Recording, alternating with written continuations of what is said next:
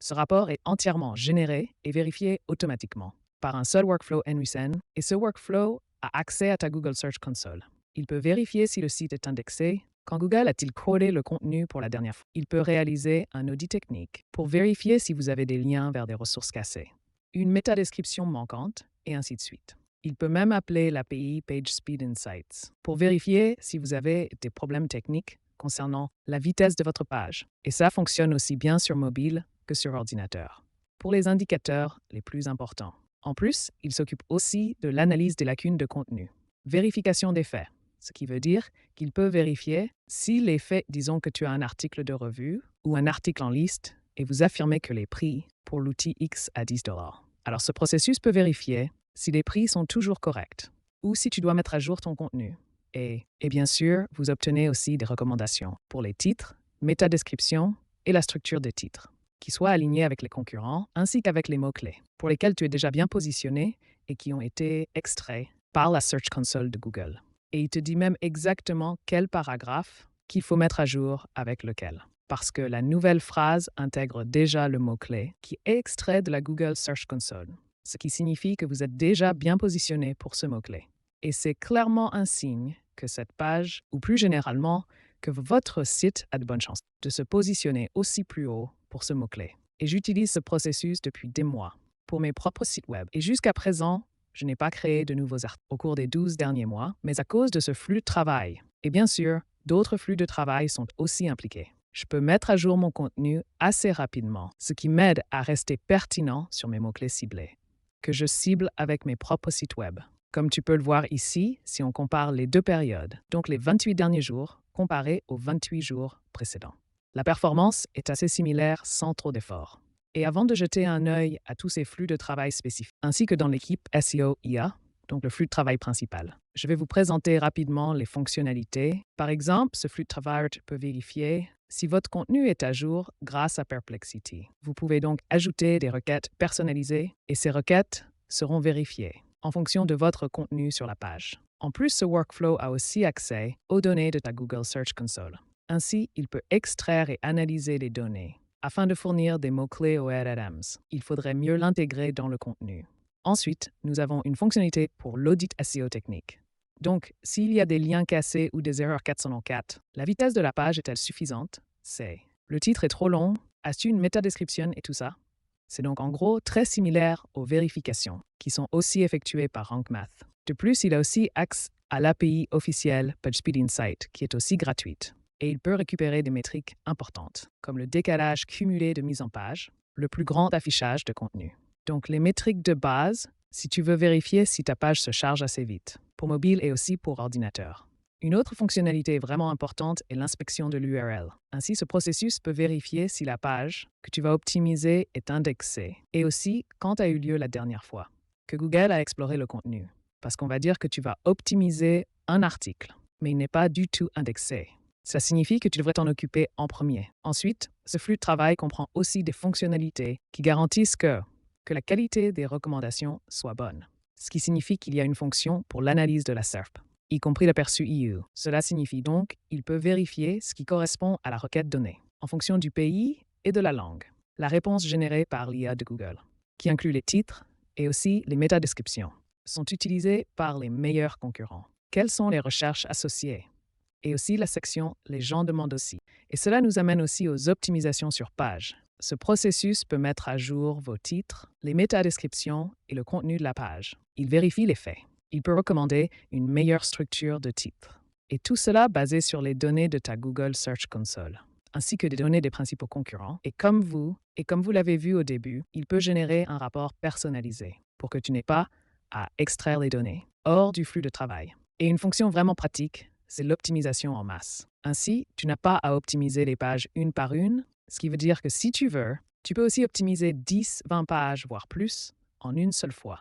Et cela nous amène aussi au flux de travail. Laissez-moi vous montrer comment j'optimise mes sites web.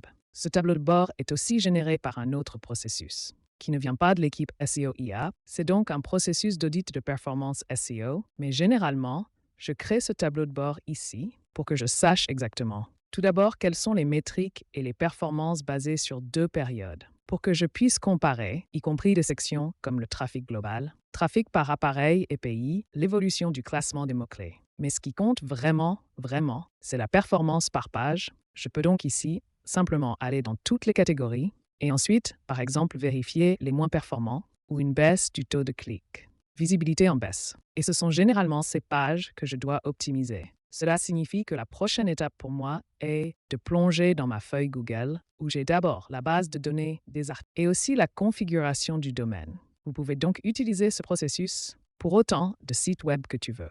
Tant que tu as accès à la table BigQuery, donc l'exportation massive de données, qui est réalisée par la Google Search Console. Et par exemple, disons que je veux optimiser ces 4 pages parce que je sais que les performances sont assez mauvaises. Et la seule chose que je dois faire, c'est saisir l'URL ici. Le mot-clé principal, le pays cible, la langue hôte et la durée de la période. Donc, quelle période temporelle? Veux-je analyser le langage et aussi les requêtes de recherche? Par exemple, disons que cette page ici est une comparaison de produits et vous affirmez que l'outil proposé offre plusieurs fonctionnalités. Le prix est de 10 € par mois et ainsi de suite. Et ce sont toutes des choses qui peuvent changer. Et normalement, tu irais vérifier leur site web. Ont-ils changé leurs tarifs? Proposent-ils de nouvelles fonctionnalités? Puis mettent-ils à jour votre contenu? Mais tu peux aussi simplement ajouter ici ta requête de recherche. Donc, la même requête que tu taperais sur Google pour vérifier si le contenu est à jour. Et ensuite, le processus s'occupe de les rechercher en utilisant l'API de Perplexity. Et ensuite, il compare la réponse de Perplexity avec le contenu qui est écrit sur ta page. Et au cas où quelque chose aurait changé, alors vous verrez une recommandation. Par exemple, tu affirmes que l'outil X coûte 10 $ par mois, mais les tarifs ont changé et c'est maintenant 15 $. Alors ce workflow va te montrer que ce n'est plus vrai et que tu dois la mettre à jour. Laisse-moi te montrer comment lancer ce processus. Et au total, il y a 3 options différentes. Et la première option est vraiment simple. Il suffit d'ouvrir le workflow, puis exécuter le workflow en soumettant le formulaire. Vous pouvez entrer l'URL ici, principal pays, etc. Et enfin, cliquez sur « Envoyer ». Ce serait la première option, mais vous pouvez aussi simplement fournir l'URL et le processus s'occupe de récupérer les données depuis la feuille Google pour que tu n'aies pas à le faire. Saisir le mot-clé principal, le pays cible, et ainsi de suite. Donc, si vous voulez optimiser une seule page, alors c'est vraiment pratique, mais disons que tu veux optimiser plusieurs pages, puis attendre simplement que l'optimisation soit terminée pour que tu puisses simplement vérifier l'article spécifique. Donc, je vérifierai, disons, ces 3-là, puis je peux passer au workflow pour l'optimisation en masse. Donc ici, c'est ce workflow-là, et il s'occupe de récupérer les articles cochés. Ensuite, il lance une optimisation pour chaque article. Et il s'occupe aussi de supprimer les cases à cocher. Alors faisons-le. On clique sur « Exécuter le flux de travail » et on voit qu'on a 3 éléments différents. Donc toutes les lignes que nous avons cochées avec Optimise. Et maintenant, si nous allons à l'équipe SEO IA, alors nous devrions voir dans l'onglet d'exécution que le flux de travail optimise déjà le premier article. Maintenant, on voit que les 3 optimisations ont réussi et ont pris environ 3 à 5 minutes. Et je peux aussi vous dire, d'après mon expérience, que le temps moyen d'exécution est d'environ 5 minutes. Mais il faut garder à l'esprit que cela dépend aussi beaucoup au nombre de requêtes de recherche ici, ce qui veut dire que si tu veux faire des recherches, beaucoup de requêtes différentes, ça prend alors plus de temps. Et autre avantage, c'est qu'on peut tout voir. Dans le flux de travail lui-même, a aussi bien fonctionné. Donc, nous n'avons aucun nœud avec une erreur ou quelque chose de similaire. Et on peut aussi voir que si vous voulez télécharger le rapport directement depuis le flux de travail. Alors, on pourrait le faire ici. Il suffit de cliquer sur « Télécharger ». Et ensuite, nous avons ici toutes les différentes informations, comme le statut de l'index et la dernière exploration, l'audit technique et les vérifications SEO, vitesse de la page, analyse des lacunes de contenu, etc. Mais bien sûr, c'est aussi sauvegardé sur Google Drive. Ainsi, tu n'as même pas besoin d'ouvrir le workflow. Et avant de jeter un œil aux nœuds spécifiques ici, qui sont nombreux car on peut voir que nous avons beaucoup de sous-flux, j'ai préparé un schéma simple pour que tu aies une idée générale. Comment ça fonctionne en général? Et la première étape est toujours de rassembler les données les plus importantes, qui est utilisée pour appeler des API externes, comme SERP, SERP API, l'API PageSpeed Insight et ainsi de suite. Et pour cela, nous avons besoin de la table BigQuery, l'URL, la période, le pays, la langue, donc en fait, toutes les données saisies ici. Et ensuite, ce qui se passe, c'est que beaucoup de sous-flux seront exécutés. Et une autre bonne chose ici, c'est qu'ils sont tous réutilisables. Aucun workflow n'est personnalisé pour l'équipe SEO IA, ce qui signifie que tu peux aussi utiliser ces workflows ailleurs, pour n'en citer que quelques-uns. Nous appelons les données de l'API SEO pour l'audit technique. Nous appelons l'API PageSpeed Insights pour vérifier les temps de chargement sur mobile et ordinateur. Nous récupérons les données de la Google Search Console, puis nous explorons le contenu de la page pour savoir aussi ce qu'il faut optimiser. Nous recherchons les requêtes. Le processus s'occupe aussi de rechercher les questions associées pour vous proposer de meilleures recommandations de contenu. Nous recueillons des données des résultats de recherche, y compris les résumés IA. Et il y a aussi un appel à un LLM. Dans ce cas, c'est OpenAI pour s'assurer que le ton et le style d'écriture soient analysés en premier, afin que les prochaines requêtes LLM fassent des recommandations, qu'ils connaissent le style d'écriture, et que tu n'obtiens pas les paragraphes typiques qui sont renvoyés par GP-Claude ou tout autre grand modèle de langage. C'est donc la première étape, rassembler les données, et puis nous fusionnons les données qui sont statiques. Donc, comme pour la performance, l'audit technique, ainsi que la vérification de la vitesse de la page. Et après avoir fusionné tous ces éléments, la première partie du rapport est générée. Donc, c'est en fait cette partie ici, donc le titre, la métadescription, les métriques de la Google Search Console, l'audit technique. Et en parallèle, le flux de travail commence aussi à mettre à jour le contenu. Il y a donc un LLM pour générer tes titres. Génération de métadescription et recommandations sur la page pour des paragraphes spécifiques. Ensuite, il y a aussi un appel LLM pour vérifier l'analyse des écarts de contenu. Il vérifie donc en fonction des requêtes pour lesquelles tu es positionné et aussi pour la position donnée. S'il est pertinent de créer un nouveau contenu pour une requête spécifique ou si vous devez l'intégrer à votre contenu existant, alors il génère de nouvelles idées de contenu optimisées sur la page. La structure de vos titres. Et bien sûr, il vérifie aussi si les faits sont exacts, que vous avancez dans votre article. Et une fois qu'ils sont tous terminés, les données sont à nouveau fusionnées. La deuxième partie du rapport est générée. Donc ici, ce serait la partie de vérification des faits et aussi la mise à jour et l'extension du contenu. Optimisation des titres. Donc chaque section ou seul un grand modèle de langage peut aider. La dernière étape est vraiment simple. Les données sont fusionnées à nouveau. Puis nous créons le rapport complet. Nous prenons donc les fragments HTML, on les insère dans un modèle HTML, où les styles sont déjà définis. Puis on le convertit en fichier, puis enfin le télécharger sur Google Drive. Et pour vous donner un court exemple, prenons cette exécution, et comme vous pouvez le voir, cela a été exécuté par un autre workflow, car nous avons utilisé l'optimisation en masse pour cela. Puis, il récupère le nom de la table pour la table BigQuery, car ici, j'utilise l'exportation massive de données. Il s'occupe aussi de récupérer les métadonnées de l'article en fonction de l'URL. Et ensuite, tous les différents sous-processus seront appelés. Donc ici, nous avons le point de terminaison inspect. L'état est donc soumis et indexé. Et la dernière fois que Google l'a exploré, c'était en novembre. Ensuite, nous avons aussi l'analyse de la SERP ici, qui utilise le point d'accès SERP API. Nous avons donc les résultats naturels. Dans ce cas, aucun aperçu IA n'est disponible. Mais nous avons aussi des questions et recherches associées. Et tout cela est ensuite transmis aux autres sous-processus, qui s'occupent d'analyser les données. Pour te donner un exemple, nous avons ici aussi les résultats organiques. Ensuite, on les sépare pour ne garder que les titres, ainsi que l'extrait et la position, et le classement Google. Et ensuite, les données sont fusionnées pour que cet appel LLM ait aussi plus de contexte. Parce que si on l'ouvre, on peut voir qu'ici, on a clé pays, clé langue, mot-clé principal, l'année en cours et toutes les données récupérées. Depuis la Google Search Console, les données actuelles de l'article, donc le titre, la description, le contenu, ainsi que de nombreux exemples, pour que le résultat ici soit fiable et puisse aussi être utilisé pour générer des rapports comme celui-ci.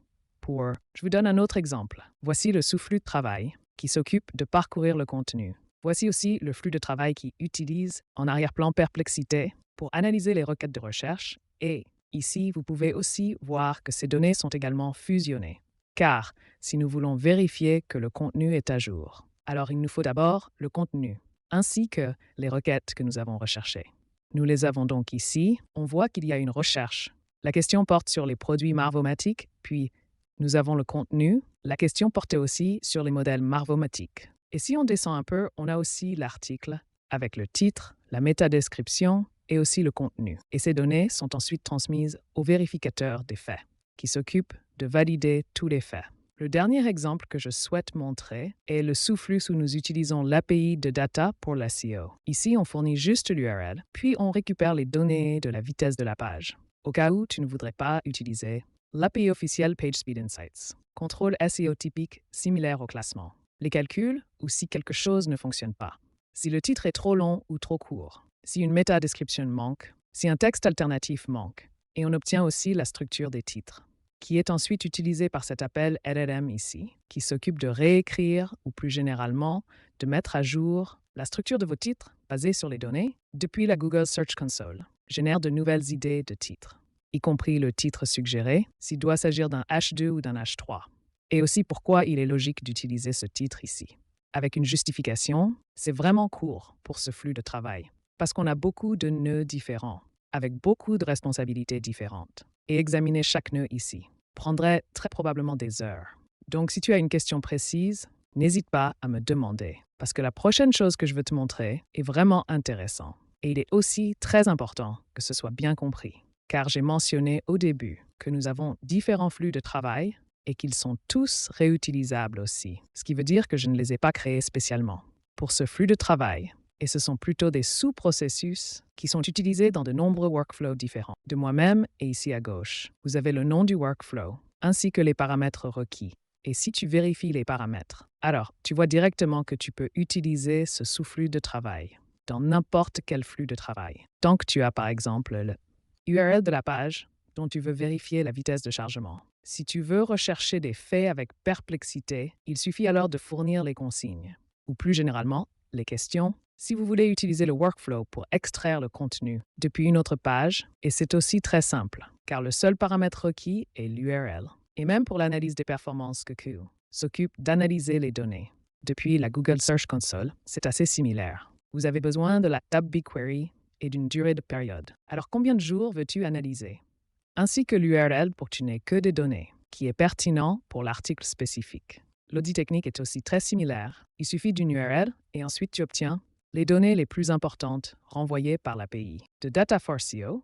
Et pour clarifier un peu les choses, prenons l'exemple de PageSpeed Insights. Alors, si on revient au flux de travail, et ensuite on peut voir que nous avons, voici un nœud où on appelle le sous-flux de travail. Et si on y va, puis qu'on clique sur Exécution, et ensuite on voit qu'on a juste deux nœuds, parce qu'on veut vérifier la vitesse de la page, sur mobile et aussi sur ordinateur. Et si on regarde ici dans le champ de saisie alors, c'est juste l'URL, disons. Tu veux créer un flux de travail pour réaliser un audit technique de toutes tes pages. Alors, tu peux aussi simplement utiliser ce workflow ici, l'appeler dans une boucle for, et ensuite tu pourrais aussi vérifier la vitesse de la page pour toutes vos pages sans créer un flux de travail spécifique pour ça. Très bien. Parlons alors de ce qui est le plus important avec, je parle des coûts, ainsi que les dépendances de ce flux de travail. Cela signifie que ce workflow utilise en arrière-plan l'API de données pour SERPer. SERAPI, bien sûr, vous devez avoir accès à votre Google Search Console, Google Sheets, Drive, BigQuery, et dans ce cas aussi une clé API pour OpenAI. Mais cela pourrait aussi être remplacé par Gemini, Claude Open Router ou tout autre logiciel qui donne accès à un grand modèle de langage et la perplexité pour la recherche, si le contenu est toujours à jour. Et voici un exemple. Combien coûte l'optimisation d'une seule page? Et pour faire la vérification on-page avec Data4CO, tu ne paies qu'une fraction de centime. C'est donc la partie la moins chère de ce processus. C'est pareil dans ce cas-là. Pour extraire le contenu d'une seule URL, c'est Zevel, Viral and Data. Et ils offrent aussi 2500 crédits gratuits. Le bon côté, c'est que SERPAPI propose aussi une offre gratuite, ce qui signifie que tu peux appeler cette API 250 fois par mois, gratuitement, sans saisir de carte bancaire. Et si tu as besoin de plus, alors il y aurait l'option d'utiliser SERPer, car ils ont aussi un point de terminaison pour obtenir les résultats SERP, ou avec le plan le plus bas, qui est le plan développeur. Un seul appel API coûterait 0,15. La Google Search Console est gratuite. C'est pareil pour Google Sheets et Drive. Et BigQuery propose aussi une offre gratuite. Le coût chez OpenAI dépend de la longueur du contenu, ce qui veut dire que si tu as un article avec beaucoup de mots, alors vous devez payer plus. Mais j'ai déjà optimisé des centaines d'articles et je paie en moyenne 3 centimes pour une seule optimisation. Et si on regarde la perplexité, alors rechercher une requête coûte 0,05 centimes. Et disons que tu veux rechercher 6 requêtes, alors tu devrais payer 0,03 centimes, ce qui fait environ 8 centimes au total pour l'optimisation. Et aussi générer un rapport comme celui-ci. C'est vraiment très bon marché si tu compares avec une agence SEO, un freelance qui gère votre SEO ou tout autre logiciel spécialisé en SEO, comme NeuronWriter ou SEMrush. Et voilà pour ce workflow. Si tu as des questions, ajoutez-les simplement dans les commentaires, je vous répondrai. Et on se retrouve dans la prochaine vidéo.